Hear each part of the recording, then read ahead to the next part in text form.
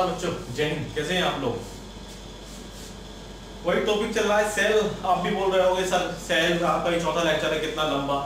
तो देखिए ऐसा है, चैप्टर ही बड़ा है ये और इसको छोड़ देते हैं। मैंने बताया था बार बार लोग बार कि इसको समझना जरूरी है, क्योंकि सभी जगह सभी चैप्टरों में यही चैप्टर यूज होता है।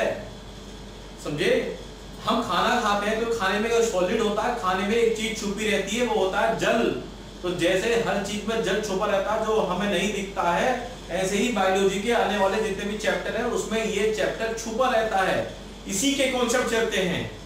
ठीक है, तो एक ही बार पढ़ेंगे, बार बार नहीं पढ़ेंगे। जिंदगी में एक बार पढ़ो, इसको खत्म करो। अच्छे से पढ़ना है सेल के बारे में। तो सेल के बारे में मैं बता रहा हूं। हाँ, एक बात और, जिन स्टूडेंट ने, जिन बच्चों ने ये इस लेक्चर से पहले जो लेक्चर हुए हैं उनको नहीं देखा है, उन टॉपिक को नहीं देखा है, सेल के टॉपिक हैं, तो ये चैप्टर बिल्कुल समझ में नहीं आएगा। कोशिश करेंगे तो समझ में आ जाएगा, लेकिन नहीं आएगा समझ में, क्योंकि कॉन्सेप्ट सब एक साथ चल रहे हैं।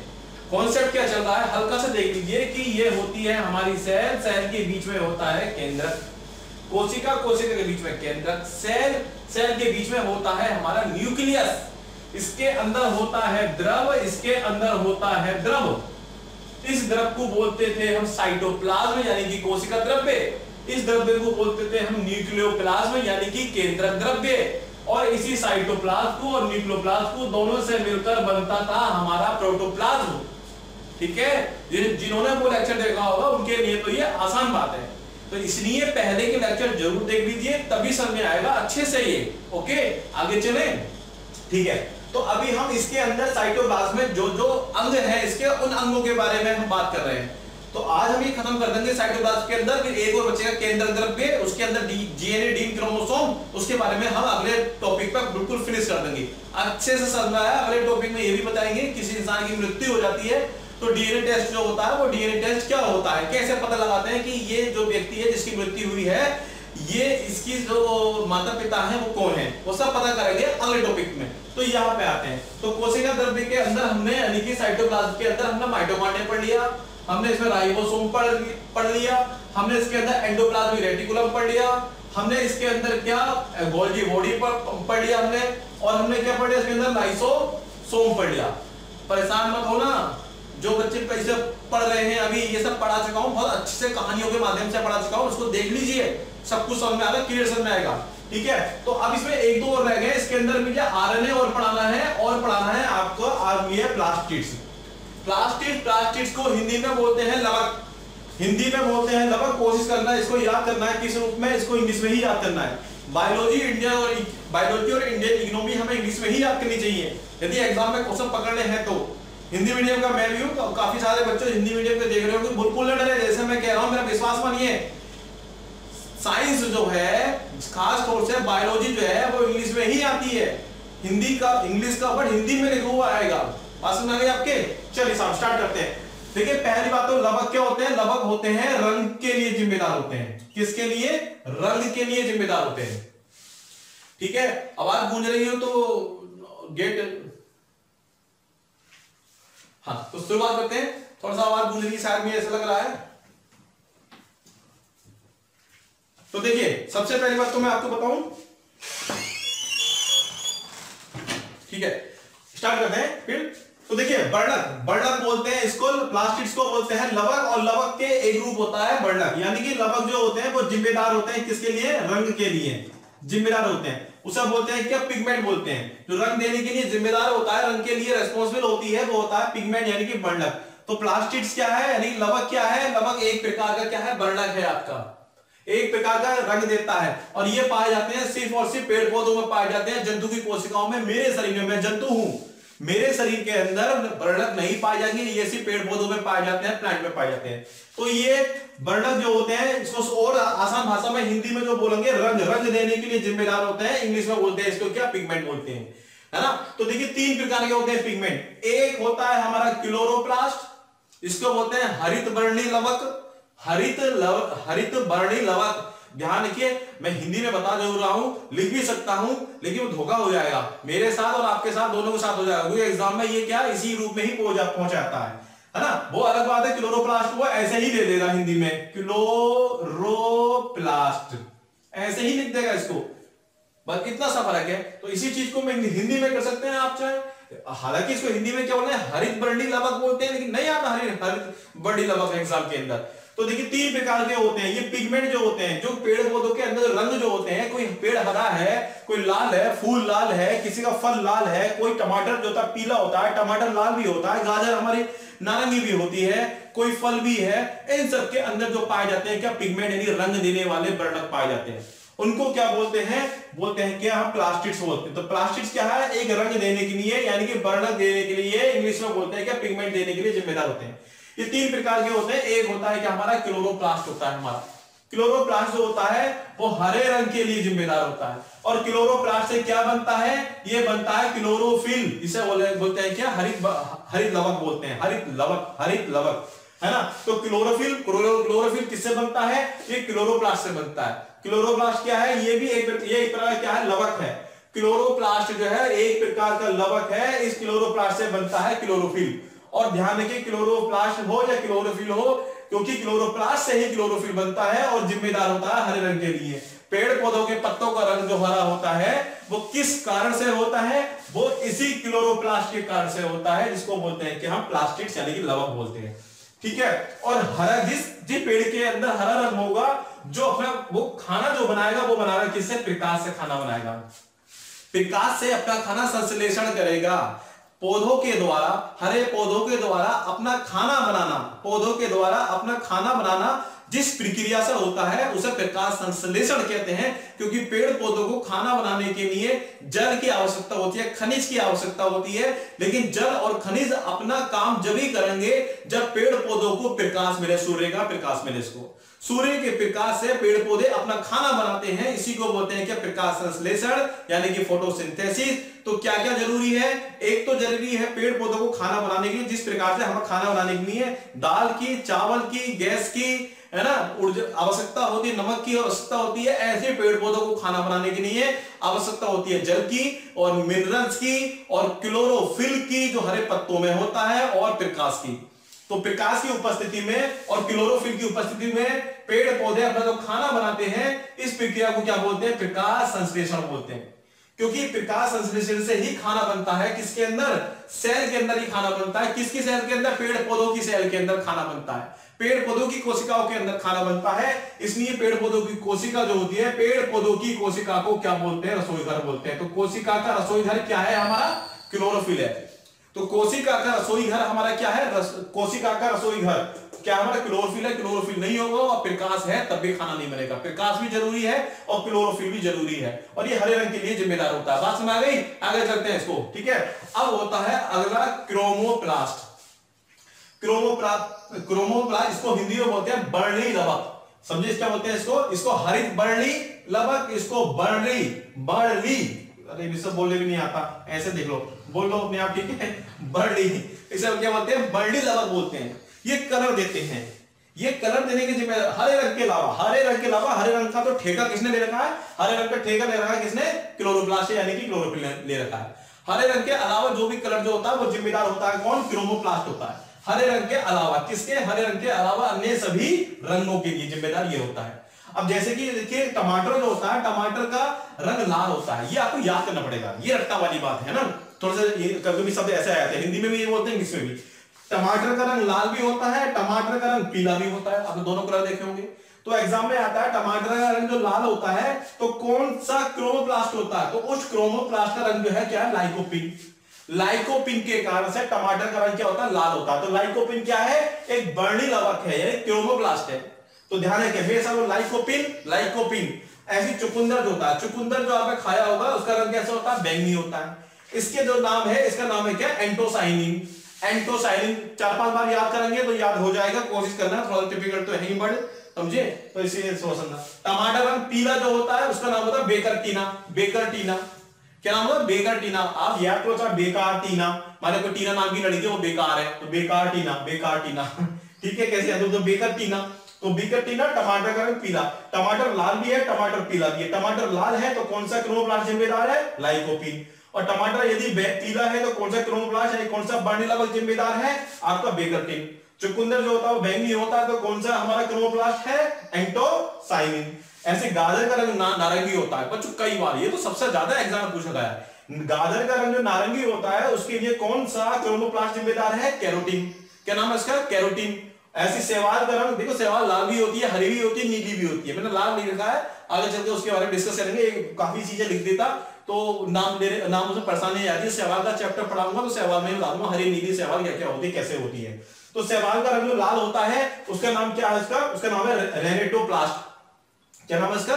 रेनेटोप्लास्ट। रेनेटोप्लास्ट से क्या होता है? शैवाल जो होती है उसका रंग क्या होता है? लाल। शैवाल का मतलब समझते हैं ना, एल्गी, जहां पेड़, जहां पानी रुका हुआ होता है, आपने देखा होगा बरसात होती है, पानी रुक जाता है तो उसके ऊपर घास आ जाती है ना। हमारे वहां तो उत्तर भारत में ज्यादातर हरे रंग की घास आती है, लेकिन आप जब मणिपुर, सिक्किम, नागालैंड जाएंगे तो वहां पर जो लाल भी होती है, हरी भी और नीली भी होती है, बड़ी अच्छी सुंदर लगती है देखने में। मैं तो नेट पे देखिए गया नहीं हूँ, में इंटरनेट पे देखिए, तो हमारे वहां तो हरे रंग की होती है, जैसे काई बोलते हैं शायद, हम लोग ऊपर आ जाती है पानी के ऊपर, तो शैवाल होती है वो प्लांट में आती है।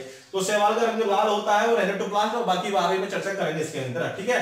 तो ये सब आपको याद करने हैं। ये सब क्या है? ये सब क्रोमोप्लास्ट हैं, यानी कि कौन से लवक हैं? बर्नी लवक हैं सभी, है ना, बर्नी लवक हैं। तो क्रोमोप्लास्ट, प्लास्टिड्स बोल दो या इसको बर्नी लवक बोल दो, है ना। तो ये हो गया। अब आता है हमारा क्या? ल्यूकोप्लास्ट।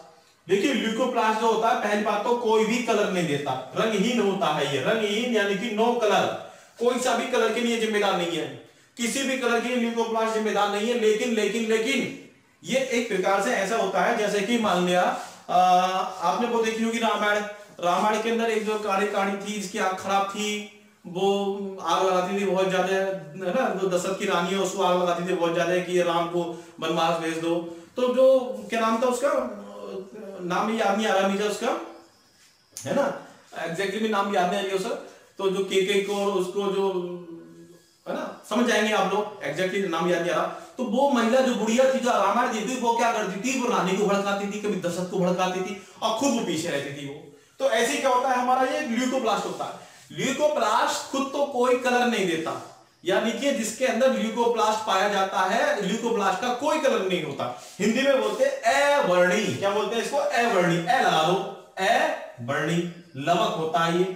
ल्यूकोप्लास्ट के अंदर खुद तो कोई कलर नहीं होता, लेकिन ये अपनी उपस्थिति के कारण से किसी भी कलर को बदल सकता है, किसी भी एक कलर को दूसरे कलर में, तीसरे कलर में बदल सकता है। जैसे कि सेब होता है, जब सेब मार्केट में आते हैं, जब ताजा सेब आते हैं, सेब हरे कलर के होते हैं, लेकिन वही सेब हरे कलर से कुछ दिन बाद लाल कलर में चेंज हो जाते हैं।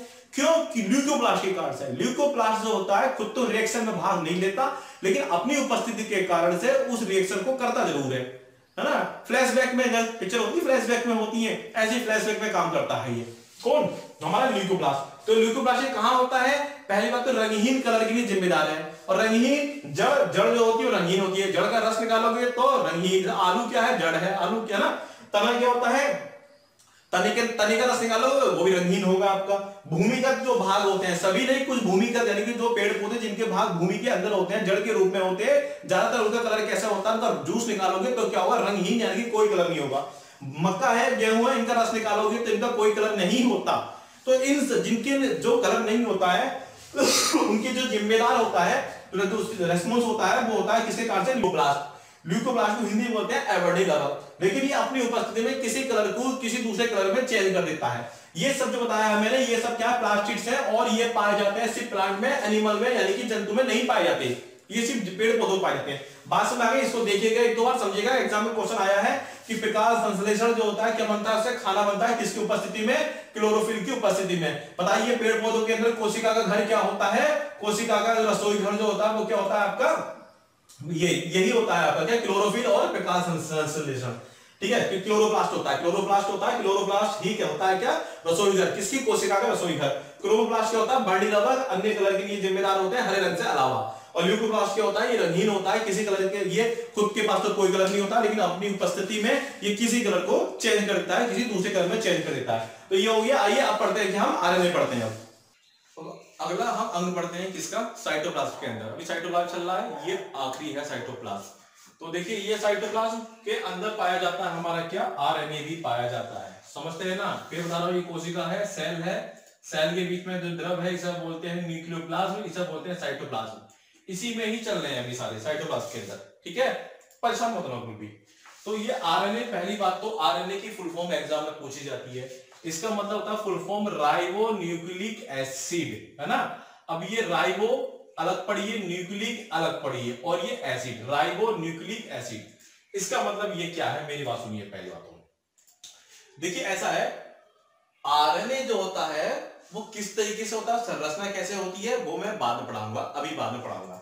सबसे पहली बात तो आरएनए की संरचना जो होती है, अभी समझ लीजिए ऐसे धागे नुमा होती है, एक धागे नुमा, एक को बोलते हैं क्या हम, सिंगल बोलते हैं, और धागा नुमा यानी कि इसके क्या बोलते हैं हम, स्टैंडर्ड बोलते हैं, स्टैंडर्ड, ठीक है, स्टैंडर्ड धागे नुमा। तो एक धागे नुमा संरचना होती है, आरएनए की होती है। अभी इतना समझ लीजिए, अभी आते हैं। पहली बात तो एग्जाम में आता है, आरएनए कहां पाया जाता है, आरएनए की मात्रा सबसे ज्यादा पाई जाती है कहां, साइटोप्लाज्म पाई जाती है, साइटोप्लाज्म यानी कि यहां पाई जाती है। लेकिन अच्छा और सुन लीजिए, आरएनए यहां पाया जाता है।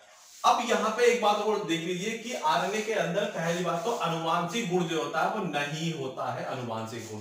अभी डीएनए पढ़ाऊंगा आपको, डीएनए के अंदर अनुवांशिक गुण होता है, आरएनए के अंदर अनुवांशिक गुण नहीं होता, डीएनए में होता है। अभी इसको देख लीजिए, यहाँ पे तो समझ लीजिए आरएनए के अंदर अनुवांशिक गुण नहीं होता, लेकिन जो कोरोना वायरस है वो आरएनए वायरस है, और उसके अंदर कैसा गुण है, अनुवांशिक गुण भी है। एक वायरस अपने जैसा दूसरा बना देता है, 2 4 हो जाते हैं, 4 8 हो जाते हैं, 8 16 हो जाते हैं, और उसमें आरएनए पाया जाता है। तो आप कह सकते हैं कि सर वायरस के अंदर तो आरएनए होता है, और आरएनए के अंदर अनुवांशिक गुण होता है। अनुवांशिक का मतलब एक ऐसा गुण जो माँ बाप से बच्चों में जाता है, बच्चों में आने वाली पीढ़ी में आता है, आने वाली पीढ़ी से आने वाली पीढ़ी में, यानी कि अगली पीढ़ी में जाते रहता है। आप करो सर आरएनए में तो होता है, आरएनए वायरस है, वायरस जो है कोरोना है, कोई सी वायरस जो होते हैं वो तो आरएनए होते हैं, उसमें तो ये गुण होता है अनुवांशिक गुण। तो उसको समझाने के लिए मैंने एक लेक्चर डाला है कि कोरोना का एक लेक्चर, उसको समझेंगे तो वो लगभग 15 मिनट का लेक्चर है, तो समझ में आ जाएगा कि आरएनए कभी कभी डीएनए की तरह भी काम करता है, हमारे डीएनए पे कब्जा कर लेता है। डीएनए पे कब्जा करने के बाद में डीएनए की प्रॉपर्टी आ जाती है कोरोना के अंदर, आरएनए के अंदर। तो ये सही बात है कि आरएनए जो होता है वो अनुवांशिक गुण नहीं होता, जेनेटिक गुण प्रॉपर्टी उसके अंदर नहीं होती, ठीक है। और वायरस के अंदर भी आरएनए होता है, इसके आरएनए के अंदर भी अनुवांशिक गुण नहीं होता है। लेकिन जब ये आरएनए जो होता है मनुष्य के अंदर एंटर कर जाता है तो उसके डीएनए पे को कब्जा करता है, डीएनए पे अपना अधिकार जमा लेता है, और डीएनए की प्रॉपर्टी ले लेता है, और डीएनए की प्रॉपर्टी ले लेगा तो क्या होगा बच्चों, उसके अंदर भी अनुवांशिक गुण आ जाएगा। तो इसको मैं बेहतरीन तरीके से समझाया, मैंने वहां पढ़ोगे समझ में आएगा, ठीक है। तो वैसे अगर पूछे कोई कि आरएनए अनुवांशिक गुण होता है या नहीं होता, अनुवांशिक गुण नहीं होता। वायरस के अंदर भी आरएनए अनुवांशिक गुण नहीं होता, वो तो वो हमारी बॉडी में पहुंचकर हमारे डीएनए पे अधिकार कर लेता है, उसको उसकी सारी प्रॉपर्टी छीन लेता है। तो वो आरएनए वायरस के अंदर जो होता है वो काम करता है कैसे, डीएनए जैसा व्यवहार करता है। लेकिन जनरली ध्यान रखिए आरएनए जो होता है उसके अंदर अनुवांशिक गुण नहीं होता है। आरएनए जो आरएनए है ना, ठीक है, आरएनए कहां होता है, हमारे सेल के बाहर, यानी सेल के बाहर नहीं, न्यूक्लियस के बाहर साइटोप्लाज्म द्रव के अंदर तैरता है, तो अनुवांशिक गुण नहीं होता है। साइटोप्लाज्म में जो है ध्यान रखिए पाया जाता है, सिंगल स्टैंडर्ड होता है, इसके बारे में चर्चा करेंगे। वायरस में अनुवांशिक गुण आरएनए से फैलता है, इसी तभी तो कह रहा हूं मैं, वो कोरोना वाला जो मैंने लेक्चर बनाया है ना, वो मैंने थोड़ा सा स्पेशल अलग बनाया कि कोरोना सेल के अंदर कैसे काम करता है। अभी तक तो आपने पढ़ा होगा कि टीका वैक्सीन कैसे काम करती है, लेकिन मैंने बताया है कि वायरस कैसे काम करता है, उसको पढ़ लीजिए, बहुत कम लोगों ने देखा है, बहुत अच्छी जानकारी मिलेगी, मैं देखा है, जो व्यू बहुत कम मिले मुझे, लेकिन बहुत बढ़िया चीज बताई है मैंने वो। आते हैं यहाँ पे, अब आरएनए जो होते हैं, ध्यान रखिए आरएनए जो होता है वो हमारा एक धागे की संरचना के आकार का होता है, इसको सिंगल स्टैंडर्ड बोलते हैं। इसकी संरचना यानी कि इसके आकार के बारे में, संरचना के बारे में हमारे भारत के वैज्ञानिक थे जिनका नाम था हमारा एच.जी. खुराना, खुराना के नाम से याद रखना। एच.जी. खुराना का बड़ा योगदान है कि आरएनए जो होता है एक धागे नुमा होता है, और एक धागे नुमा तो होता ही है, इसके अंदर और क्या क्या होता है ये सारी बातें खुराना साहब ने बताई थी। और खुराना साहब को इसीलिए उनको क्या मिला था, आरएनए की खोज करने के लिए, आरएनए की संरचना बताने के कारण इनको नोबेल पुरस्कार भी मिला था। ठीक है, क्या मिला था इनको, नोबेल पुरस्कार मिला था। तो नोबेल पुरस्कार मिला था खुराना साहब को, भारत के लिए बहुत अच्छी बात है, हमें गर्व होना चाहिए इस बात के लिए। अब आरएनए जो होता है वो 3 प्रकार का होता है, आपने किताबों में देखा होगा, यहां लिखा M RNA, RNA full form ribonucleic acid, M माने होता है मैसेंजर, तो फुल फॉर्म मैसेंजर आरएनए।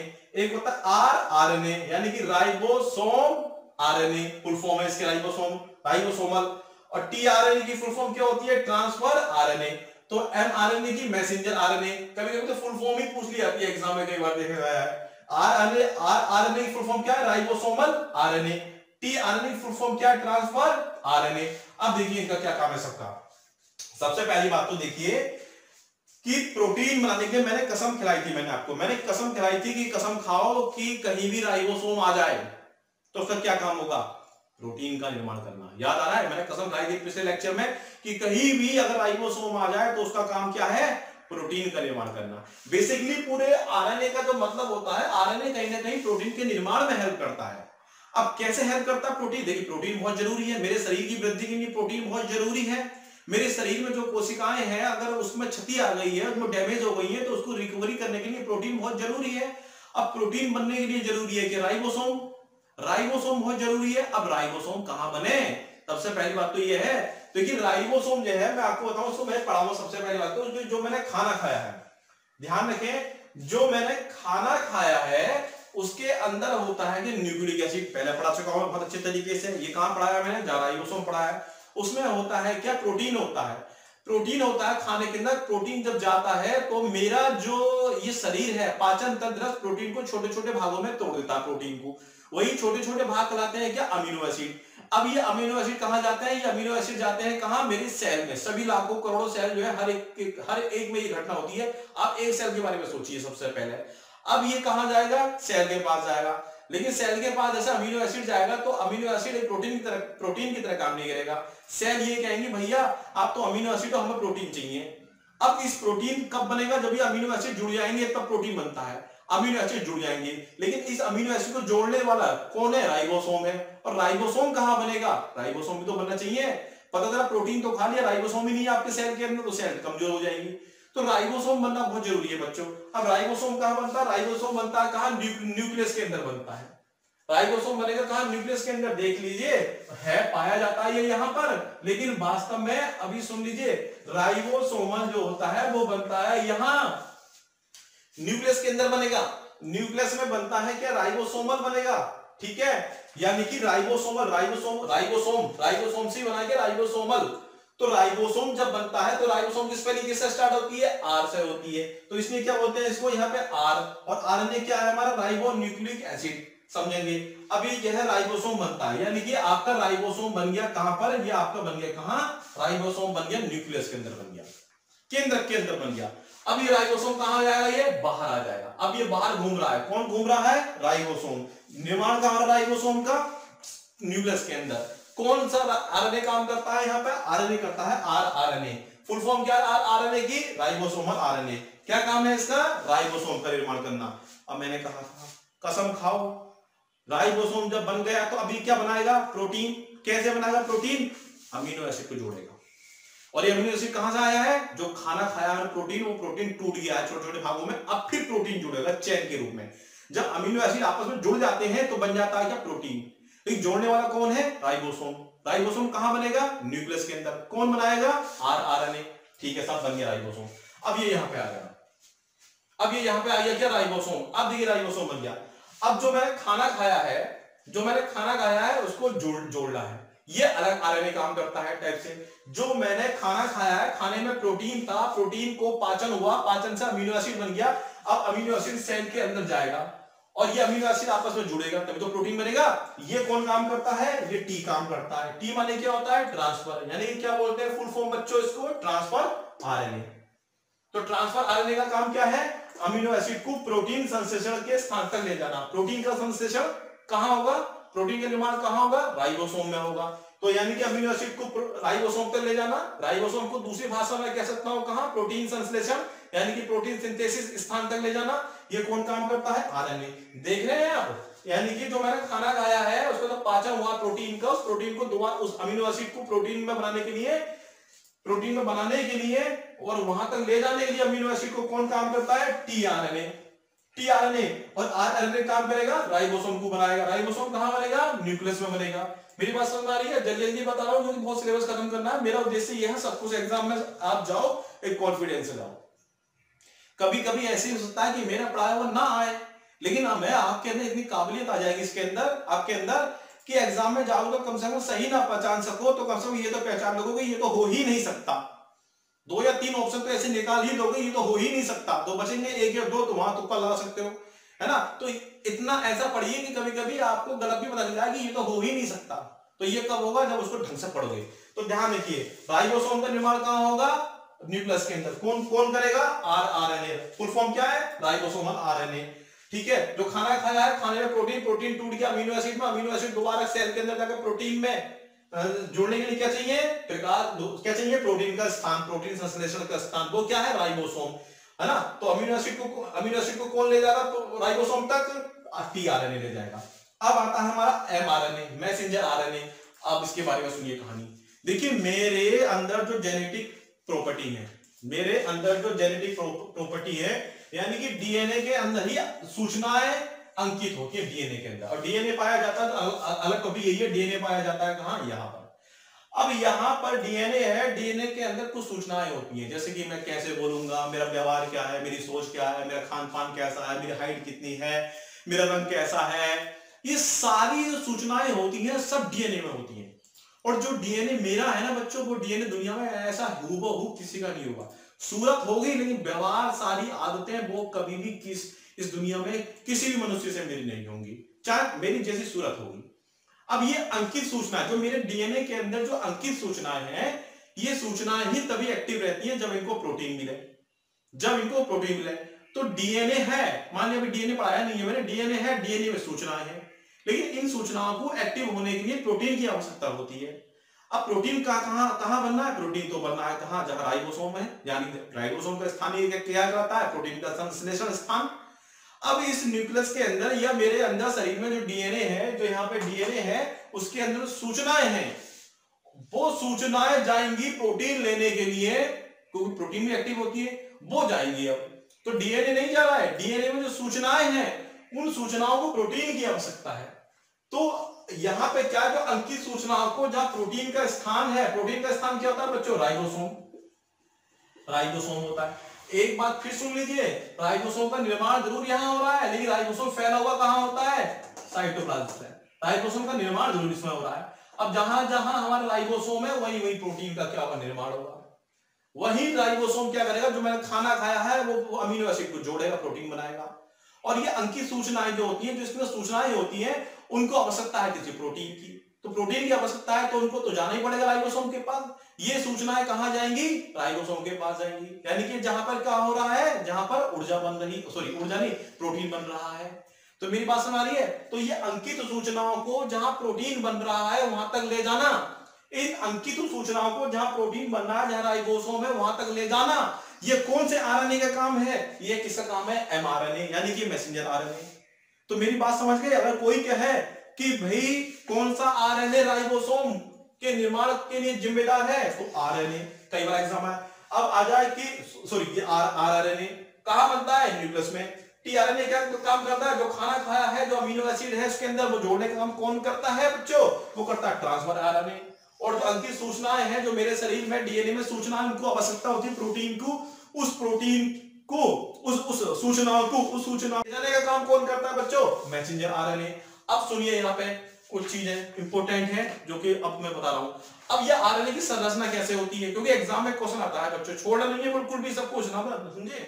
क्योंकि मैं तो पेपर नहीं बना रहा, पेपर बनाने वाला तो कहीं से भी दे सकता है। और मैं बच्चों बिल्कुल भी डीपली नहीं पढ़ा रहा हूँ, ये मत सोचो डीपली पढ़ा रहा हूँ। मैंने सामने क्या है, कई सारी किताबें देखी है, क्वेश्चन देखे हैं, तब जाके मैंने ये निष्कर्ष निकाला है कि क्या क्या पढ़ाना चाहिए। कभी आप ये सोचो कि सर डीपली पढ़ा रहे हैं, बिल्कुल नहीं पढ़ा रहे डीपली। में हाई स्कूल से भी कम पढ़ा रहा हूं मैं, यहाँ पर हाई स्कूल में इससे ज्यादा दे रखा है बच्चों। क्या है ये होता है हमारा, क्या आरएनए होता है हमारा। इस प्रकार से थोड़ी सी मोटी दीवार करने के लिए मैं इसको ना ऐसा कर रहा हूं, मैं इस तरीके से कर रहा हूं।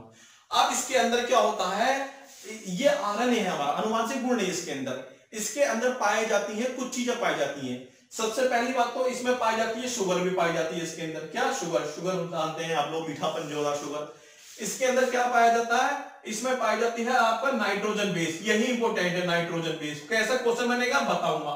इसमें पाया जाता है क्या? Nitrogen base. बच्चों बेस का मतलब होता है क्षार, केमिस्ट्री का वर्ड है।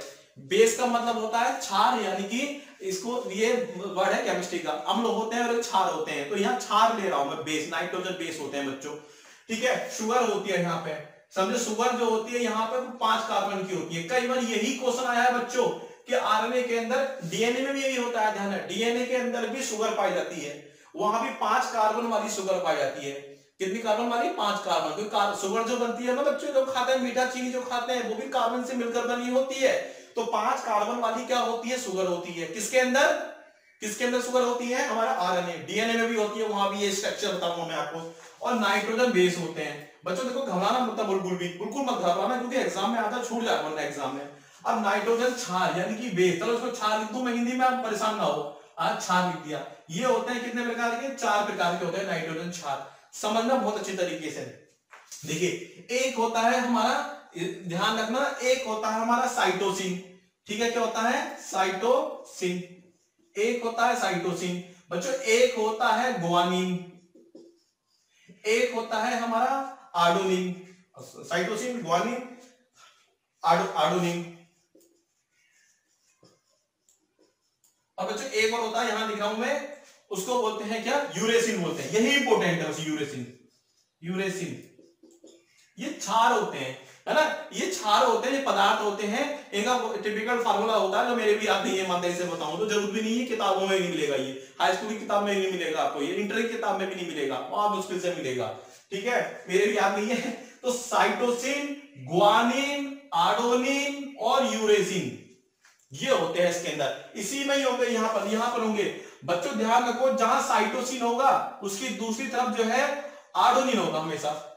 समझिए क्या होगा? आर्डोनिन। जहां साइटोसिन होगा उसकी, या जहां ए होगा वहां सी होगा, यानी कि साइटोसिन और आर्डोनिन आपस में जुड़े रहते हैं बंध के द्वारा इसी आरएनए के अंदर।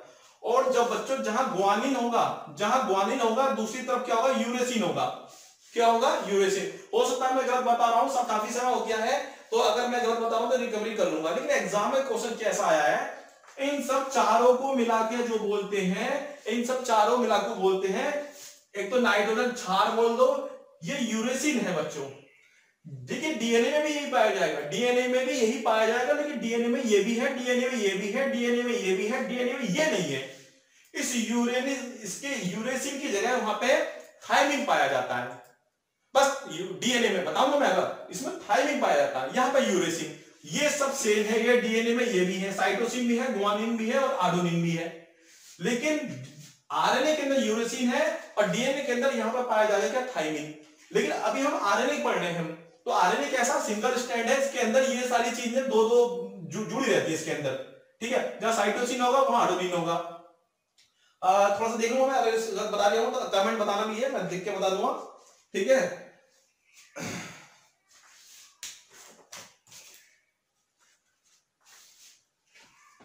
चलो दोबारा गलत। हाँ बच्चों देखो, यहाँ पे अगर साइटोसिन होगा, ये है साइटोसिन होगा तो क्या मिला होगा? ग्वानिन मिला होगा। साइटोसिन पे क्या मिला होगा? ग्वानिन यहाँ पे होगा। दोबारा बता रहा हूं बच्चों, ठीक है, तो दोबारा बता रहा हूं मैं, अगर ग्वानिन है तो इसके साथ मिला होगा क्या? साइटोसिन होगा।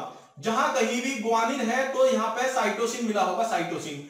अगर ध्यान रखना है, अगर आर्डोनिन है तो दूसरी तरफ यूरेसिन मिला होगा, यानी कि ए के साथ यू का आपको जोड़ना है और जी के साथ आपको जोड़ना है, किसको? सी को जोड़ना है। ठीक है, तो ये जो होते हैं नाइट्रोजन बेस होते हैं। यानी कि हमेशा एक बात ध्यान रखिए, हमेशा ए के साथ यू, या उल्टा भी हो सकता है, यू के साथ क्या मिला हो बच्चों? ए मिला हो सकता है। ये सब यहां जुड़े रहते हैं सब बंद के रूप में। और जी के साथ क्या मिला होगा? हमेशा सी मिला होगा। जी के साथ हमेशा सी, यानी कि ग्वानिन के साथ साइटोसिन, ग्वानिन के साथ साइटोसिन, ऐसे चेन होती है, ऐसे चेन होती है। तो ए के साथ मिला होता है क्या? यू होता है, यानी कि आर्डोनिन के साथ क्या मिला होता है? यूरेसिन मिला होता है। अभी चाहे तो आप इसको बात समझ लीजिए आप, क्योंकि एग्जाम में आया कि आर्डोनिन के साथ कौन सा नाइट्रोजन क्षार मिला होगा? यूरेसिन मिला होगा। बस यहाँ पे बताने का मेरा मकसद ये है, क्योंकि ये अलग है, इसलिए इस पूरे को नाइट्रोजन क्षार की जगह यूरेसिन क्षार भी बोलते हैं इसको, या क्षार हिंदी में बोलते हैं, इंग्लिश में क्या बोलते हैं इसको? बेस भी बोलते हैं। तो यूरेसिन बेस बोल दो, यानी कि एग्जाम में क्वेश्चन आता है नाइट्रोजन क्षार को हम किस नाम से जानते हैं? आरएनए के अंदर नाइट्रोजन क्षार को हम किस नाम से जानते हैं? तो आरएनए के अंदर नाइट्रोजन क्षार को हम यूरेसिन बेस या यूरेसिन क्षार के नाम से जानते हैं। यही चीज जब मैं आपको पढ़ाऊंगा डीएनए के अंदर, तो वहां पे से यूरेसिन की जगह वहां थायमिन आ जाएगा, वहां थायमिन क्षार या थायमिन बेस के नाम से जाना जाएगा। एग्जाम में बहुत क्वेश्चन आया है।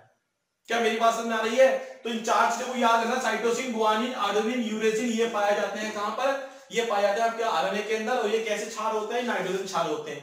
और आरएनए के अंदर क्या होता है आपका, शुगर भी पाई जाती है, कितने कार्बन से मिलकर बनी होती है, 5 कार्बन से मिलकर बनी होती है। क्या मेरी बात में आ रही है? इन सब के बारे में कौन बता रहे हैं? खुराना साहब बता रहे थे, भारत के थे। इनको क्या मिला था बच्चों? नोबेल पुरस्कार मिला था। उम्मीद करता हूं जल्दी जल्दी बोलाऊं, क्योंकि ये शायद तीसरा चौथा लेक्चर है सेल के अंदर, तो बच्चे सोचते हैं सर कितना पढ़ा हुआ सेल के अंदर, ठीक है। तो अब रह गया है हमारा क्या, अब हमारा रह गया है, ये है हमारा सेल। सेल के अंदर बीच में है क्या, न्यूक्लियोप्लाज्म या केंद्रक द्रव्य। इस केंद्रक द्रव्य के अंदर हम पढ़ेंगे डीएनए, सब कुछ एक साथ पढ़ेंगे। डीएनए, जीन, क्रोमोसोम कुछ अलग नहीं होता है, सब ये आपस में मिले होते हैं। कैसे मिले होते हैं चर्चा करेंगे, ठीक है। तो आइए अब जो है पढ़ते हैं क्या, डीएनए के बारे में। तो ठीक है, अब बढ़ते हैं आगे। अब हम पढ़ रहे हैं जिसके बारे में, न्यूक्लियस के बारे में। अभी तक जो आप पढ़ रहे थे वो था बच्चों सेल। क्या था? सेल। और सेल के अंदर बीच में होता है न्यूक्लियस यानी कि केंद्रक, ठीक है। इसके अंदर कौन सा द्रव होता है? इसमें होता है साइटोप्लाज्म, हिंदी में बोलते हैं कोशिका का द्रव। ओके, ठीक है। इसमें सब पढ़ लिए, माइटोकॉन्ड्रिया हमने पढ़ लिया, राइबोसोम हमने पढ़ लिया, एंडोप्लाज्मिक रेटिकुलम हमने पढ़ लिया बढ़िया करके, लाइसोसोम हमने पढ़ लिया, गोल्गी बॉडी हमने पढ़ लिया, आरएनए हमने सारे पढ़ लिए, एमआरएनए, टीआरएनए सब पढ़ लिए। ओके, चलो अब इसका और पोस्टमार्टम करते हैं इसके बीच में, और कहां से एग्जाम बनते हैं, ठीक है बच्चों। ये है हमारा केंद्रक, और केंद्रक के अंदर जो ये द्रव है इसको बोलते हैं केंद्रक द्रव्य, और केंद्रक द्रव्य को इंग्लिश में बोलते हैं न्यूक्लियोप्लाज्म। क्या बोलते हैं इसको? न्यूक्लियोप्लाज्म। अब आपसे कोई ये पूछे कि केंद्रक के अंदर कौन सा द्रव्य पाया जाता है, तो आपका आंसर होना चाहिए न्यूक्लियोप्लाज्म यानी केंद्रक द्रव्य। और आपसे कोई कहे केंद्र के बाद कौन सा द्रव पाया जाता है, तो इसका आंसर होगा साइटोप्लाज्म, जिसके अंदर वो माइटोकॉन्ड्रिया जो मैंने सब पढ़ाया है सब। तो अब इसके बारे में देखते हैं इसमें क्या क्या होता है सेल के अंदर। इस सेल के अंदर वो सारी क्वालिटी होती हैं, वो सारे गुण होते हैं जिनके अंदर अनुवांशिक गुण होता है।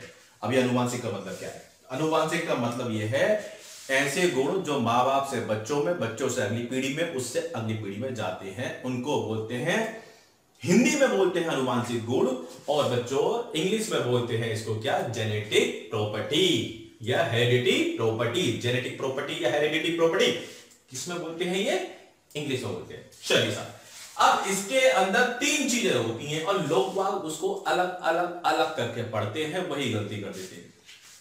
इसमें 3 चीजें होती हैं बच्चों। इसमें एक होता है जीन, इसमें एक होता है क्रोमोसोम, छोटा छोटा लिखा है, परेशान मत होना, बड़ा लिखूंगा, और एक होता है हमारा डीएनए।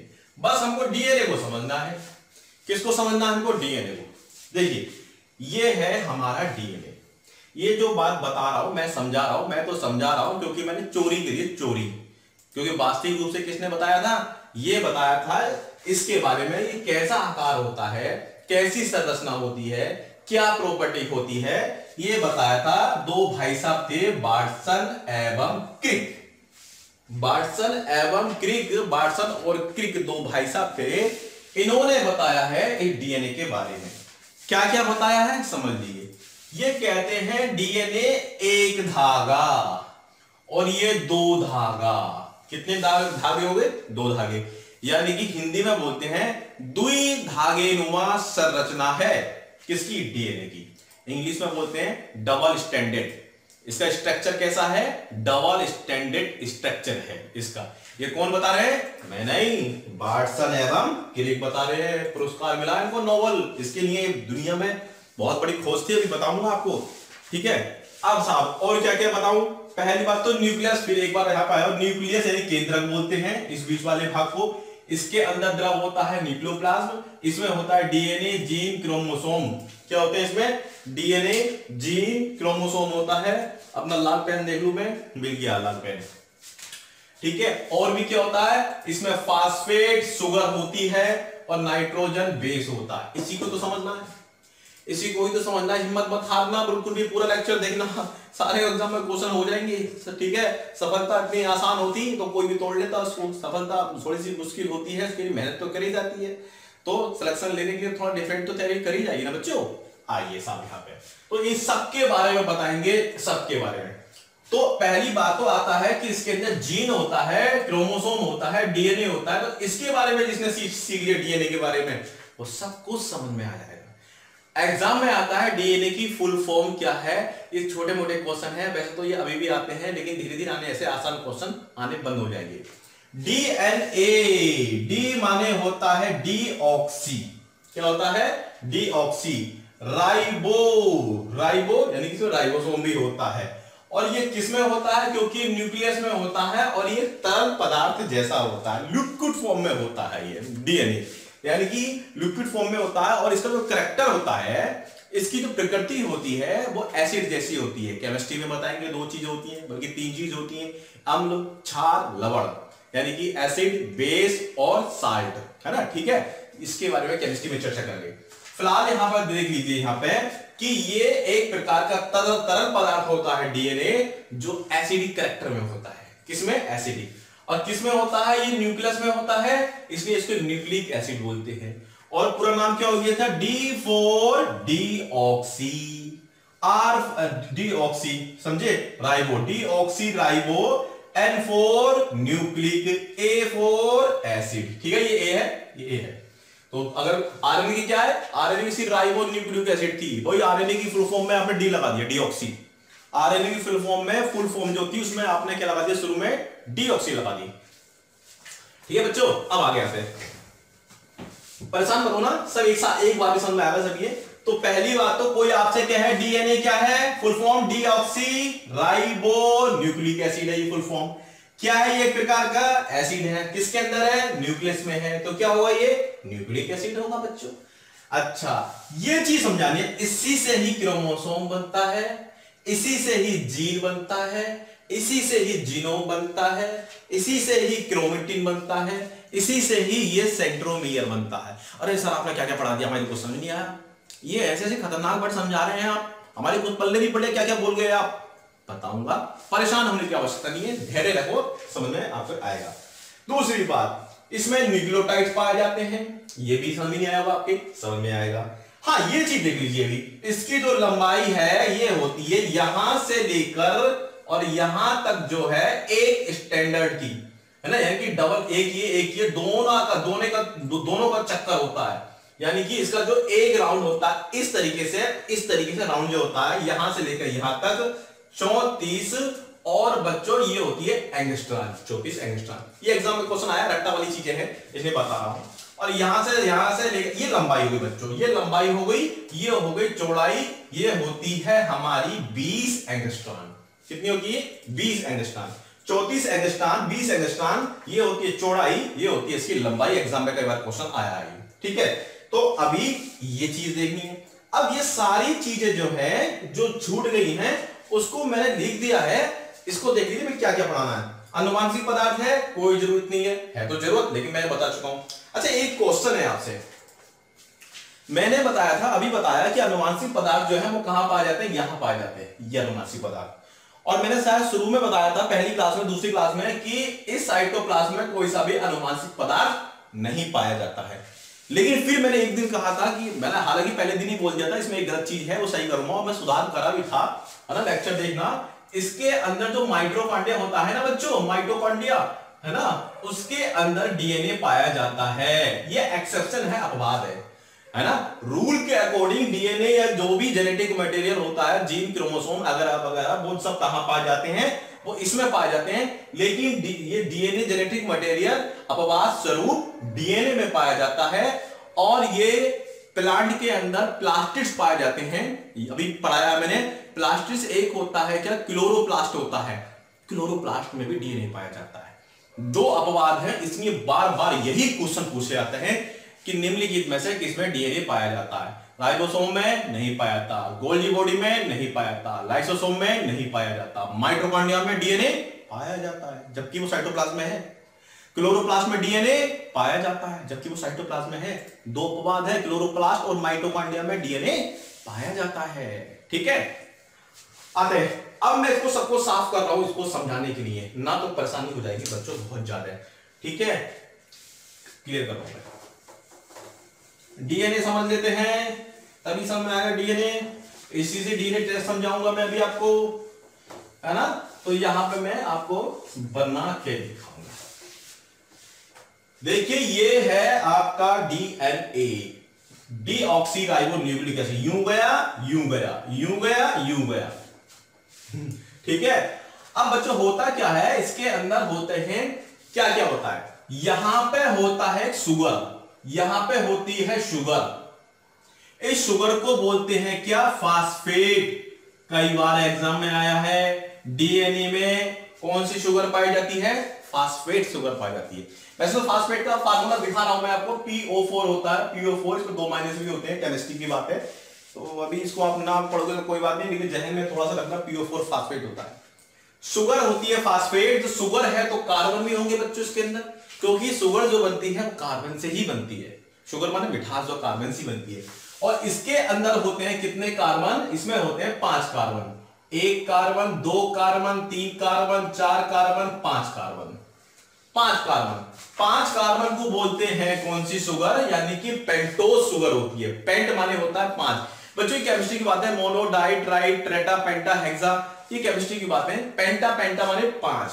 तो इसमें एक तो होता है फास्फेट और एक होती है शुगर। शुगर ये भी शुगर है, ये भी शुगर है, लेकिन जो कार्बन होते हैं वो पेंटोज से होते हैं, पेंटोज शुगर होती है। पेंटोज फास्फेट बोलते हैं इसको, पेंटोज फास्फेट, यानी पेंटोज के रूप में होती है। क्या, पेंटोज माने कितने होते हैं, 5 कार्बन।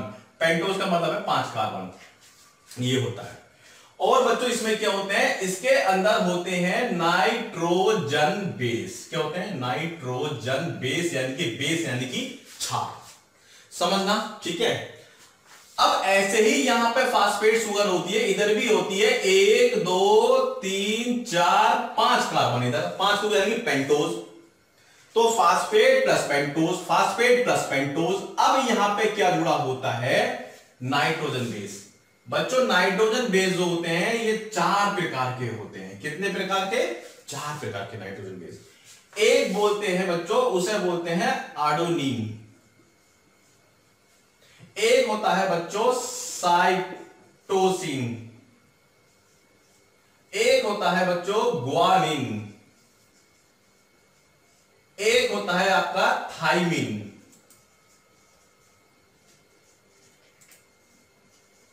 नोट्स में लिखा है, पीडीएफ डाल दूंगा मैं इसकी। ठीक है, सब नोट्स में लिखा है, तो समझ लीजिए। यहां पे नोट्स में पीडीएफ डाल दूंगा मैं, इस लेक्चर के बाद में पीडीएफ डाल दूंगा। टेलीग्राम पे चले आना, वहां से नोट्स को डाउनलोड कर लेना। ठीक है, बिल्कुल कोई चार्ज बार्ज कुछ नहीं है, बस आप मेहनत करो। कुल मिला के ये है, पढ़ना सबसे पहले अभी धर्म है हम सब लोगों का, पढ़ना और पढ़ना। तो एडेनिन, साइटोसिन, ग्वानिन, थाइमिन, इसको करते हैं ए से प्रदर्शित, इसको करते हैं सी से, इसको करते हैं जी से, इसको करते हैं टी से। बच्चों किससे, टी से। आइए साहब आगे चलते हैं। अब मैं आपको एक बात एक चीज बता दूं, यहां पे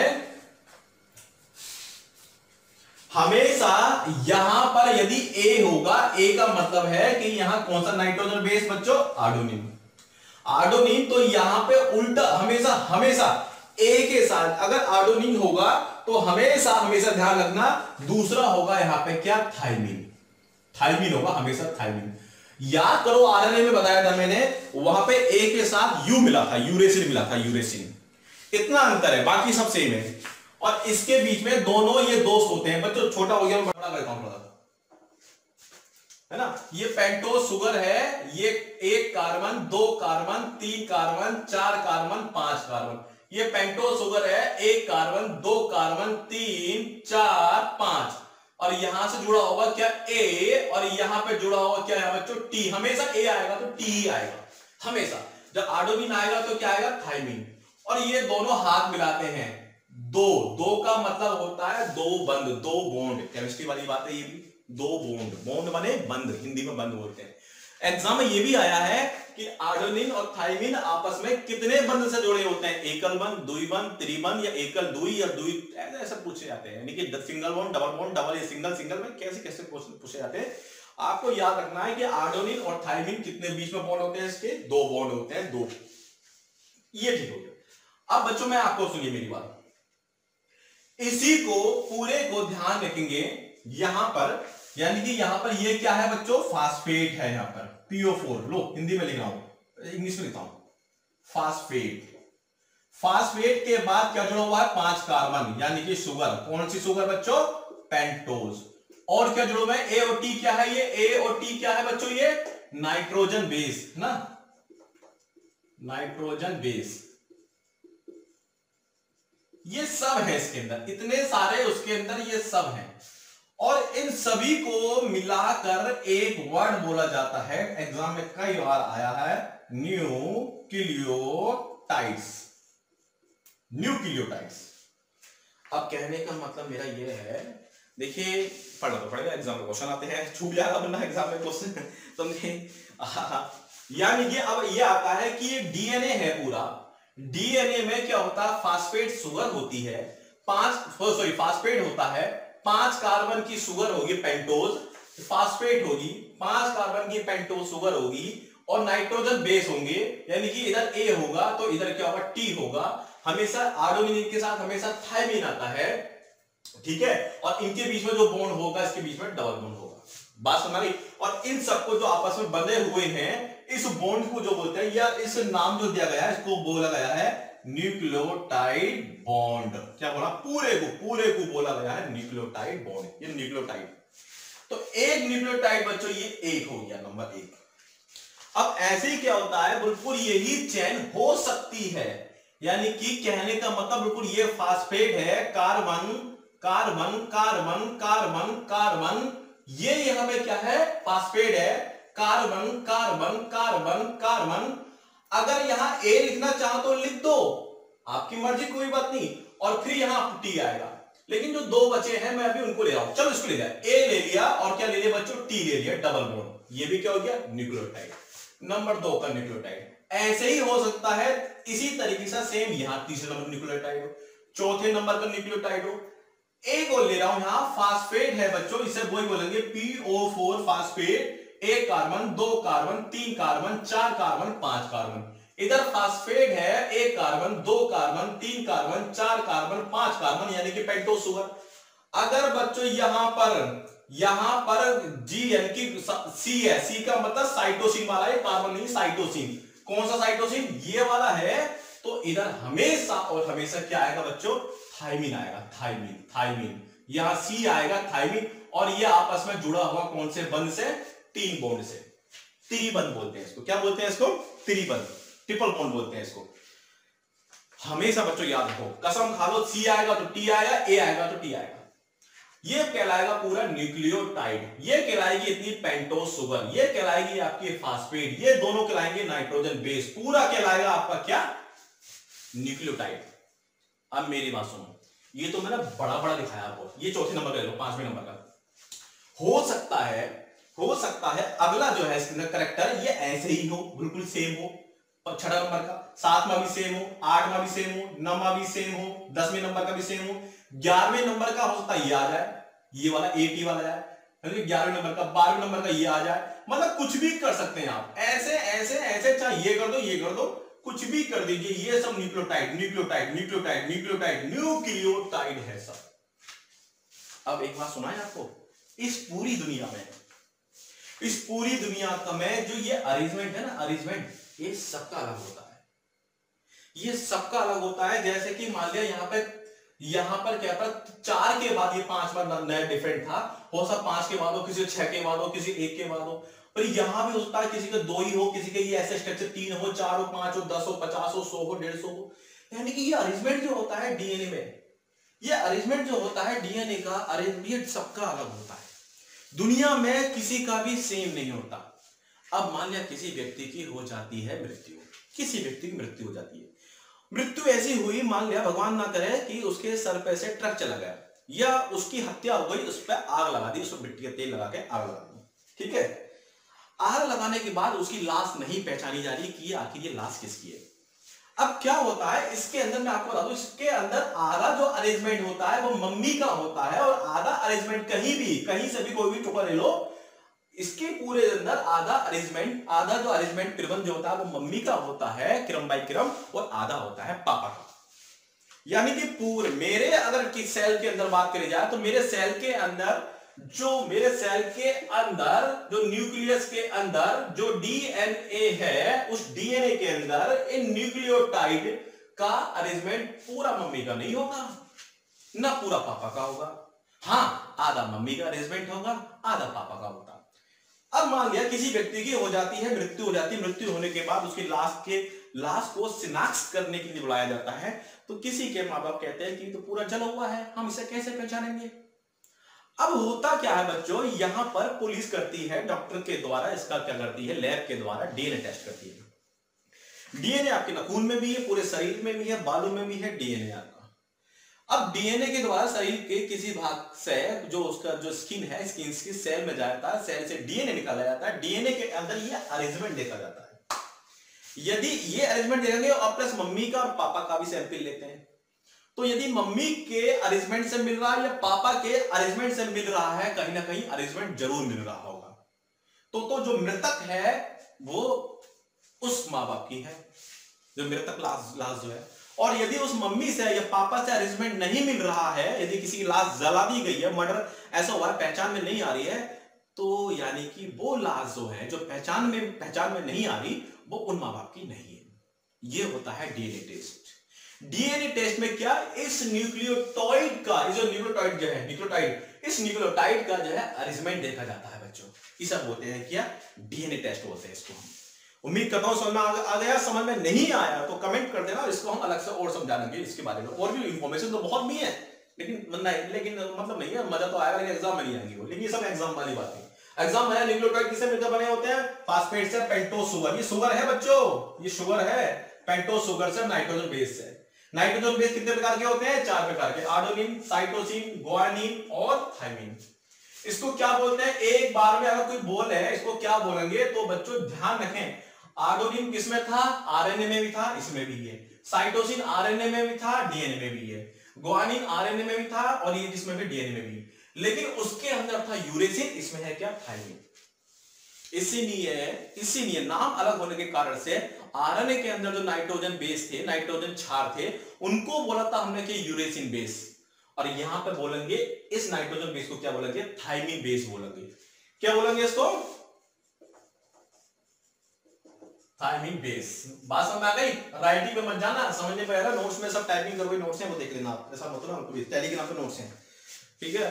पंखा बंद कर रखा बच्चों, क्योंकि पंखा चलते हैं तो आवाज नहीं आती, इसमें कोई बात नहीं।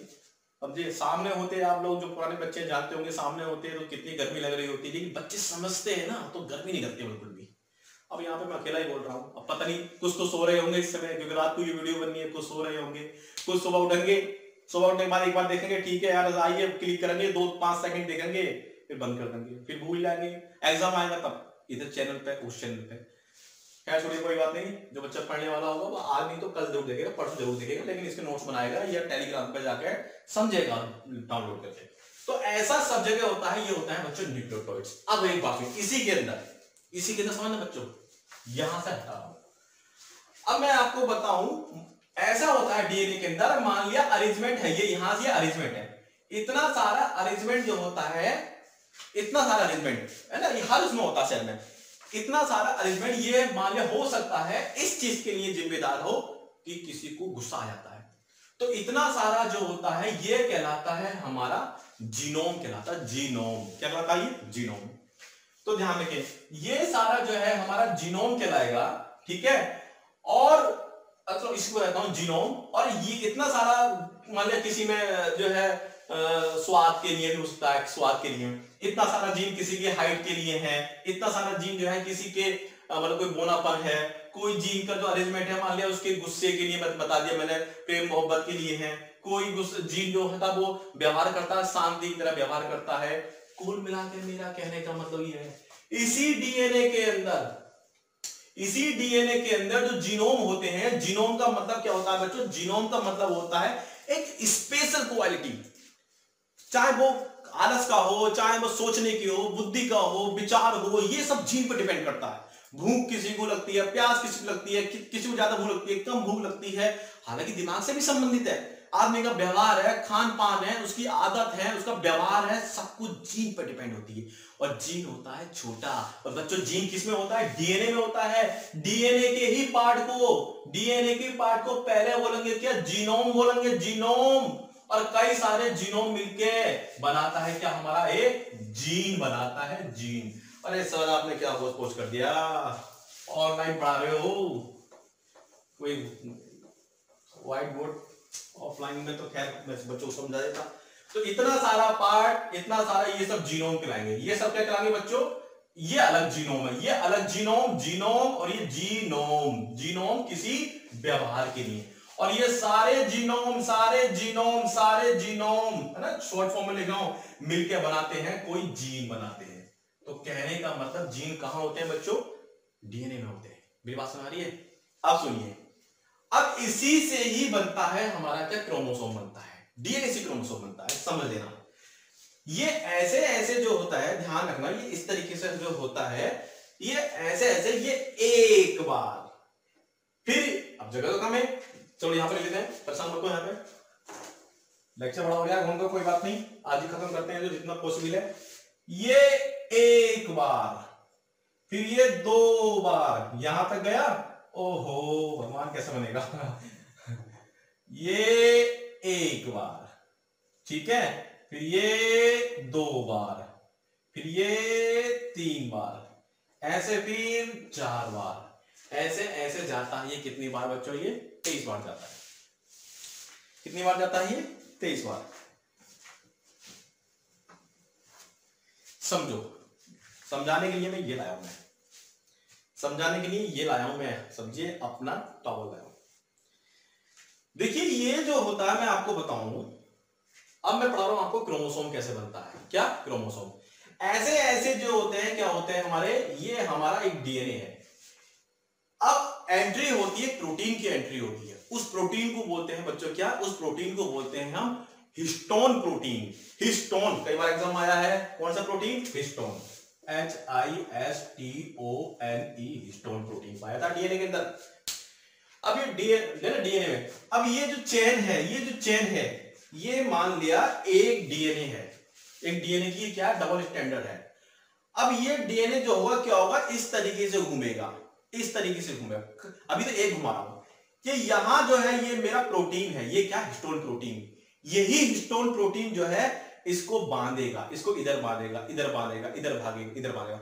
और भी डीएनए आते हैं, और भी डीएनए आते हैं, वो सारे, समझे? अब वो सब क्या होते हैं? अब इस हिस्टोन प्रोटीन से बनने के बाद, यानी कि प्रोटीन है, ये क्या है? प्रोटीन है।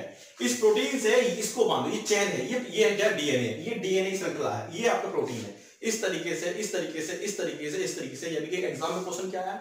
एग्जाम में क्वेश्चन आया है कि डीएनए के अंदर कौन सा प्रोटीन पाया था? Histone protein. क्रोमोसोम जब बनता है तो डीएनए किस प्रोटीन से जुड़ता है? हिस्टोन प्रोटीन से जुड़कर क्रोमोसोम बनता है। तो क्रोमोसोम कुछ भी नहीं है बच्चों, गुणसूत्र बोलते हैं। क्रोमोसोम क्या है? इस डीएनए का प्रोटीन, हिस्टोन प्रोटीन के साथ मिलना, कई सारे डीएनए का मिलना, कई सारे डीएनए का हिस्टोन प्रोटीन के साथ मिलना ही कहलाता है क्या? क्रोमोसोम कहलाता है। आइए साहब, यानी कि ना जीन अलग है, ना क्रोमोसोम अलग है, ना प्रोटीन है आपका क्या? डीएनए। ये सब एक ही चीज है। डीएनए एक बड़ा पार्ट है, डीएनए के अंदर जीन होता है और कई सारे डीएनए मिलकर क्या बनाते हैं? क्रोमोसोम। आइए अब शुरुआत करते हैं किसकी? क्रोमोसोम की शुरुआत करते हैं। अब बात करते हैं किसकी? क्रोमोसोम के बारे में। देखिए सिलेक्शन लेना तो ऐसे पढ़ना पड़ेगा, वरना भी ब्लू साइड से पढ़ोगे, समझे, मोटी मोटी चीज उसके अंदर पढ़ के चले आओगे, ना समझोगे और थोड़ा होगा, परेशानी हो जाएगी। तो इसलिए चैप्टर थोड़ा सा बड़ा तो है ना, प्रयास करते रहना है, हिम्मत बिल्कुल नहीं हारनी है। क्रोमोसोम क्या होता है? कुछ नहीं है, डीएनए है, ये डीएनए कई सारे डीएनए मिल गए, ये डीएनए मिल गए, और ये डीएनए मिल गए, और ये डीएनए ये कई सारे डीएनए मिल गए। ये क्या होता है? हमारा क्रोमोसोम होता है।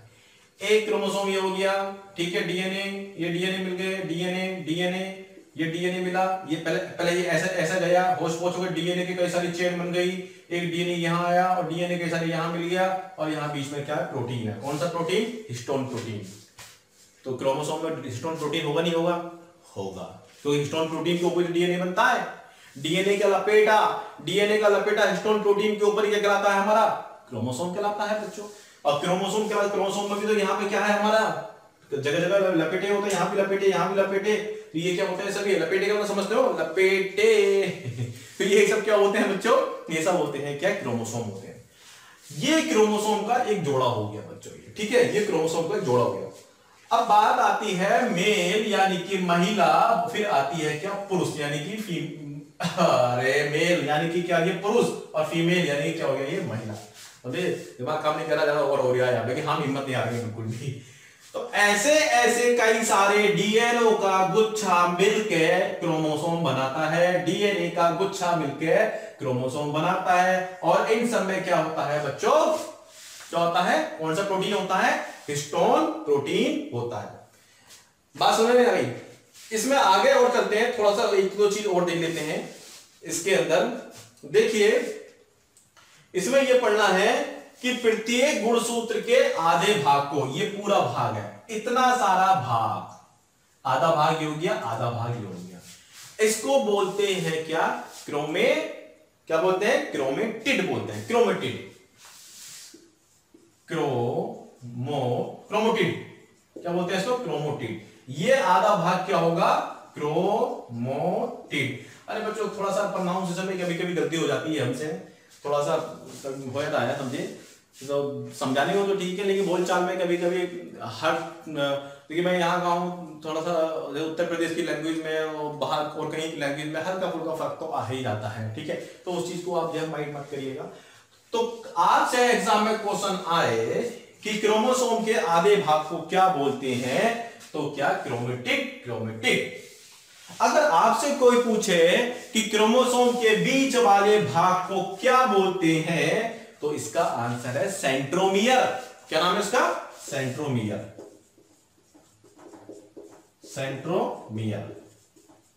सेंट्रोमियर इसे क्या बोलते हैं? क्रोमेटिड।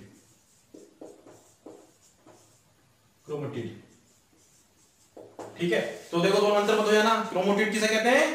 आधे भाग को, किसके? क्रोमोसोम के। इसके आधे भाग को क्रोमेटिड, बीच वाले भाग को सेंट्रोमियर बोलते हैं, पूरे भाग को क्रोमोसोम बोलते हैं। किससे मिलता है? डीएनए के लपेटों से मिलता है। किसमें लपेटा गया है डीएनए को? प्रोटीन में। कौन से प्रोटीन में बच्चों? हिस्टोन प्रोटीन में। अब आते हैं थोड़ा सा आगे और चलते हैं, यहां तक आए हैं तो बस खत्म होने वाला है कुछ देर बाद, ठीक है बच्चों। अब आगे आते हैं, ये है मेल, ये है फीमेल, ठीक है। अब बच्चों फीमेल में इस तरीके से बोल जो ऐसे करता हूं ना, ऐसे ऐसे ऐसे ऐसे करता, फीमेल में ये और ये इस प्रकार से ये हो गया एक जोड़ा क्रोमोसोम। कितने जोड़ा? एक जोड़ा क्रोमोसोम। दूसरा जोड़ा क्रोमोसोम, एक क्रोमोसोम यानी कि जोड़ा यानी कि पेयर। तीसरा, चौथा, पांचवा, ऐसे ऐसे क्या होते हैं 22 जोड़े कर लिए हमने। क्या कर लिया हमने? 22 जोड़े। 22 जोड़े और कुल कितने क्रोमोसोम? 44 क्रोमोसोम हो गए। ये तो जोड़े है ना, ये तो पेयर है बच्चों। ये क्या है? ये जोड़े हैं। और ये क्या है? इन जोड़ों को आप 2 से गुणा करो, कितना आएगा? ये क्रोमोसोम हो गए। अब यहां आते हैं फीमेल में ये होता है एक्स क्रोमोसोम जोड़ा, 2, 3 जोड़े, 4 जोड़े, ऐसे ऐसे ये भी 22 जोड़े होते हैं। कितने? 22 जोड़े। और कुल क्रोमोसोम कितने होते हैं? 44। बच्चों इनको यहां तक 22 जोड़े तक यहां से 22 जोड़े और ये ले लो 22 जोड़े, इनको बोलते हैं क्या? ऑटोक्रोमोसोम्स। क्या बोलते हैं इनको? ऑटोक्रोमोसोम्स। आया है ये AUTO, ऑटोक्रोमोसोम। ऑटोक्रोमोसोम इन 22 जोड़ों को, इस वाले 22 जोड़ों को ऑटोक्रोमोसोम, इसको भी ऑटोक्रोमोसोम। दोनों में अलग अलग है, लेकिन 22वें भाग तक को जोड़ों को जो होते हैं, यानी कितने जोड़े होते हैं इसके ऑटोक्रोमोसोम्स के? 22। कितने? 22 होते हैं। और कितने होंगे टोटल? 44। अब इसके बाद क्या होता है? 23वां जो होता है, अगर मेल की बात करी जाए, मेल में होता है बच्चों X और Y। और बच्चों महिलाओं में जो होता है 23वां जोड़ा, वो होता है X और X। 23 में अंतर होता है बस। यानी कि महिलाओं का 23वां जोड़ा जो होता है वो X और X ही हमेशा और हमेशा X और X ही होता है। बच्चों ये 8वीं क्लास की बात है, ये 7वीं क्लास की बात है जो बता रहा हूं मैं आपको, लेकिन हम भूल जाते हैं, जो नई नई तैयारी करते हैं भूल जाते हैं। और बच्चों पुरुषों में जो 23वां जोड़ा होता है, 23वां जोड़ा वो होता है क्या, X और Y।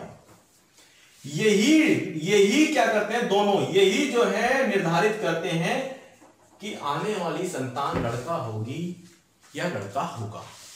ये 23वां क्रोमोसोम चाहे वो पुरुष का हो या वो महिला का हो, पुरुष का हमेशा X और Y रहेगा, महिला का हमेशा X और X रहता है, महिला का हमेशा X और रहता है। यही डिसाइड करता है कि आने वाली संतान बेटी होगी या बेटा होगा। ठीक है, अब इसके बारे में और चर्चा करते हैं यहां पे। अब बच्चों देखिए बहुत छोटी बात है ये, हम तो वैसे तो ये चीज पढ़ाते हैं तो ऐसा लगता है हम टाइम बर्बाद कर रहे हैं, जैसे सभी को ये वाली बात पता ही होगी, लेकिन फिर बाद में एहसास होता है नहीं, हर तरीके का स्टूडेंट होता है, कुछ बच्चे नहीं पढ़ पाते हैं, कुछ बच्चों के कुछ चैप्टर बहुत अच्छे होते हैं, कुछ बच्चों के चैप्टर जो होते हैं जो आसान होते हैं वो नहीं कर पाते, कुछ बच्चे जो बहुत ज्यादा मुश्किल होते हैं उनके याद होते हैं। तो हर किसी की जो होता है याद करने का तरीका अलग होता है, लेकिन फिर भी पढ़ाना तो पड़ेगा ही हमें। तो बच्चों ये हो गया किसमें, पुरुष में X और Y, ये हो गया किसमें, महिला में X और Y। यदि ध्यान रखिए, यदि X का और X का, ये छोड़ो पहले, देखिए यदि संतान उत्पत्ति के समय जो प्रजनन होता है, जो रिप्रोडक्शन होता है, ये बताओ यहां से एक आएगा इन दोनों में से, और इन दोनों में से भी क्या आएगा, कोई ना कोई एक आएगा।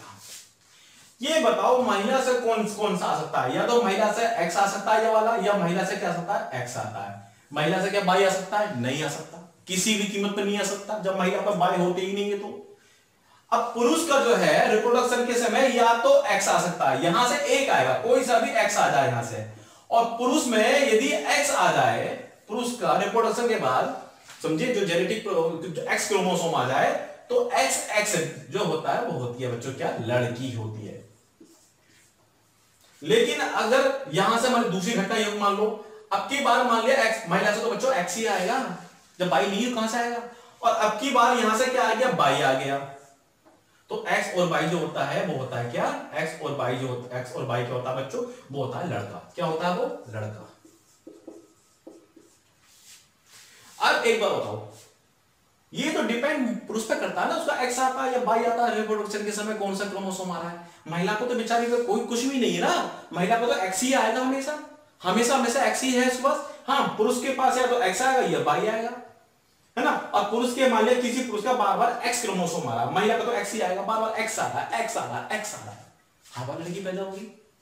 और घर की सास, हर जगह नहीं होता, हर जगह नहीं होता, लेकिन पुरानी अवधारणा है अभी भी कहीं है कि किसी के घर में 4-5 लड़कियां हो जाए तो बुरा मानते हैं। किसको कहते हैं, उसको कहते हैं क्या, घर की जो बहू होती है उसको कहते हैं कि पता क्या है, ये है वो है, लड़की हवा पैदा करती है। लड़की के बस की बात है, औरत के बस की बात है, लड़का लड़की हो ना, ये तो प्राकृतिक है ना, पुरुष के बस की बात भी नहीं है। लेकिन कहीं ना कहीं हर बार लड़की हो रही है, उसके लिए जिम्मेदार तो पुरुष है ना। फिर भी अगर देखा जाए तो वैसा प्राकृतिक रूप से कोई जिम्मेदार नहीं है, नेचुरली है ये भी। इल्जाम फिर भी देना है किसी को तो पुरुष को दीजिए ना, कि पुरुष का X क्यों आ रहा है, भाई महिला का तो X ही आएगा हमेशा। तो बच्चों X और X से क्या होता है, हमेशा लड़की होती है, X और Y आ जाए तो लड़का होता है।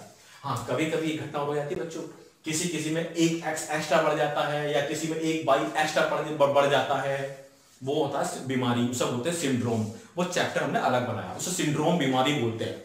ठीक है, जैसे कि एक X ज्यादा आ गया किसी में, तो आपने देखा होगा जो नाच गाने वाले जो होते हैं, जैसे किन्नर बोलते हैं, वो किन्नर के होते हैं, उनके अंदर एक X ज्यादा आया था, तो वो एक अलग बात है, वो सब पूरा डिटेल में बताएंगे यहाँ पे। तो ये हो गया आपका क्या, क्रोमोसोम हो गया। क्रोमोसोम कुछ नहीं है, क्रोमोसोम डीएनए के बनता है, डीएनए के लपेटों से ही बनता है। और डीएनए के अंदर क्या होते हैं बच्चों, डीएनए के अंदर होते हैं छोटे छोटे पार्ट होते हैं, किसके, न्यूक्लियोटाइड्स के। न्यूक्लियोटाइड क्या होता है बच्चों, वही फास्फेट, शुगर, कार्बन और नाइट्रोजन बेस। और नाइट्रोजन बेस क्या होते हैं, थाइमिन, आडोनिन, गुआसिन, साइटोसिन, ये होते हैं। उनको क्या होता है, न्यूक्लियोटाइड। कई सारे न्यूक्लियोटाइड, सभी की दुनिया में सभी के न्यूक्लियोटाइड का अरेंजमेंट जो होता है सबका अलग होता है। मेरे अंदर आधा माँ बाप के हैं, आधे माँ के, आधे पिता के हैं। और इन न्यूक्लियोटाइड के अरेंजमेंट से होता है किसी का व्यवहार कैसे होगा, किसी का व्यवहार, उसकी हाइट, उसकी आदत, सब कुछ ही होता है। ठीक है, अब आता है एक और आता है जिसको बोलते हैं जीन जंपिंग। एक वर्ड आ रहा है जीन जंपिंग। तो जीन जंपिंग क्या होता है? जीन जंपिंग ये होता है, अलग से है, वो मैंने डीएनए जो बताया था, डीएनए जो बताया था, ऐसे ऐसे डीएनए, तो कई सारे जीनों मिलकर जीन बनता है, जीन।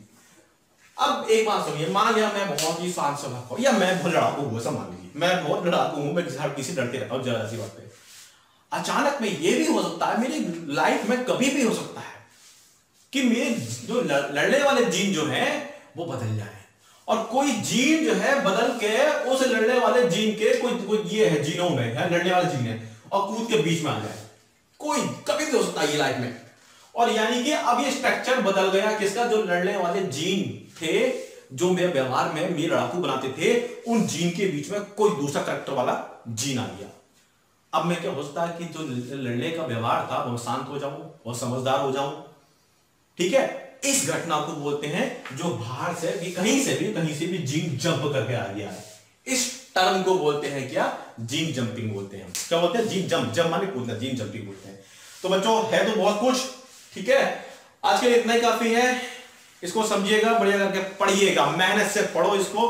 अब इसमें एक दो चीजें रह गई हैं 10 मिनट का, जैसे कि यूकैरियोटिक क्या होता है, प्रोकैरियोटिक क्या होता है, एक कोशिका क्या होते हैं, बहुकोशिकीय क्या होते हैं, सबसे बड़ी सेल कौन सी है, सबसे छोटी सेल कौन सी होती है, ये रटने वाली चीजें। लेकिन जहां तक पॉसिबल है मैं समझाऊंगा। इसका एक चैप्टर और रह गया है, मेहनत से पढ़िए बच्चों, खूब सब कुछ पढ़ाएंगे, सारे सब्जेक्ट पढ़ाएंगे जो भी जीएस इसमें आते हैं, और ऑब्जेक्टिव क्वेश्चन भी कराएंगे। अभी साधन कम है, जैसे जैसे साधन हमारे पास बढ़ जाएंगे, लॉकडाउन के बाद हो जाएगा, तो सारी चीजें देंगे हम, समझे। थोड़ा सा अभी टेक्निक की हमारे पास अभी कमी है ना।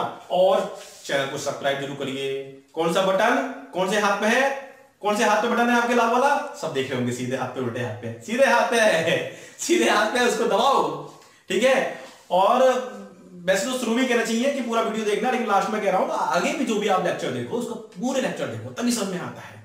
और ना है समझ कमेंट में लिख दीजिए ना, आप ना है समझ में कमेंट में लिख दीजिए, मैं समझा दूंगा उसको। मैं कोई भी टॉपिक समझ में नहीं आ रहा, कोई कमेंट ही नहीं करता है अभी तो, ठीक है। चलो फिर भी कोई बात नहीं, जैसे जैसे हो सकता है कि अभी सब थोड़ा सा डर में है, कोरोना के डर में है, तो कोरोना का डर निकालिए और वही पढ़ाई में लग जाइए, घर में रहिए, सुरक्षित रहिए। लाइक, सब्सक्राइब और क्या कहते हैं उसको, कमेंट करना सब करो, ठीक है। बाय, गुड नाइट, जय हिंद।